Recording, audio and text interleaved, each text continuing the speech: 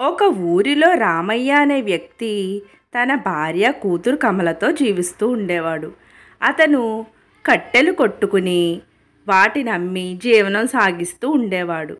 ఒకరోజు కట్టెలు పట్టుకుని ఒక జమీందారు ఇంటి మీదుగా వెళుతుండగా ఆ జమీందారు రామయ్యని పిలిచి, బండెడు కట్టెలు ఎంతకిస్తావు?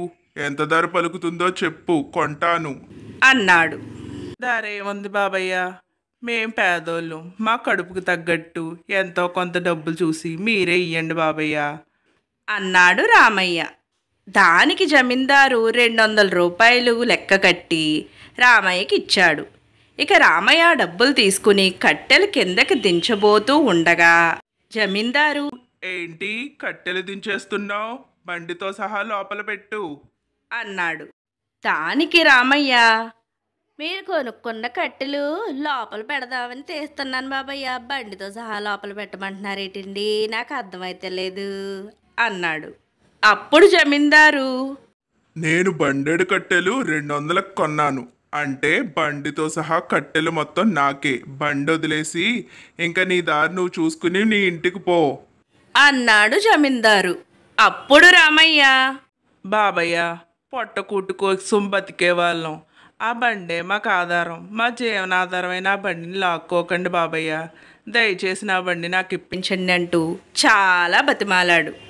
ఈసారి జమీందారు మరింత మూర్ఖంగా, బండి వదిలేసి వెళ్తావా లేదంటే నా ఇంట్లో దొంగతనం చేస్తావని నీ మీద దొంగతనం బరాయించమంటావా అన్నాడు. ఇక చేసేది లేక రామయ్య ఇంటి దారి పట్టాడు చాలా బాధగా.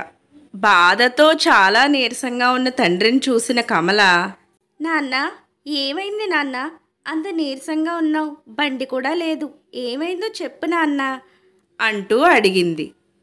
దానికి రామయ్య, ఏముందమ్మా, ఈరోజు లేచిన వేళ బాలేదు, జమీందార్ నా బండి లాక్కున్నాడంటూ జరిగిన విషయమంతా కమలకి చెప్పాడు. విషయం విన్న కమల, నాన్న, రేపు నేను వెళ్ళి నీ బండి తీసుకువస్తాను.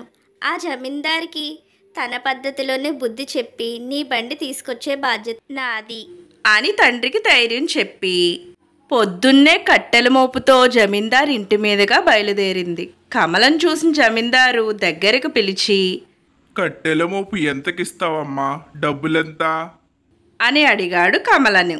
దానికి కమల, మేం పేదోళ్ళం బాబయ్య, మాకు డబ్బులొద్దు, ఒక గుప్పెడు బియ్యం ఇప్పించండి, ఈరోజు గంజి కాసుకుని తాగుతాం అని చెప్పడంతో గుప్పెడు బియ్యానికి కట్టెల మోపు వస్తుందని చాలా సంతోషించాడు జమీందారు.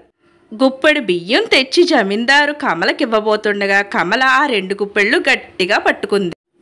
వెంటనే జమీందారు చాలా కోపంగా, నా గుప్పెళ్ళేంటి అంత గట్టిగా పట్టుకున్నావు? ఏంటమ్మాయి, అసలు నువ్వేం చేస్తున్నావు అన్నాడు జమీందారు. దానికి కమల, బండెడు కట్టెలంటే బండితో సహా కట్టెలని తీసుకున్న మహానుభావుడికి గుప్పెడు బియ్యం అంటే గుప్పెళ్లతో సహా ఇవ్వాలని ఆ మాత్రం తెలీదా అంది.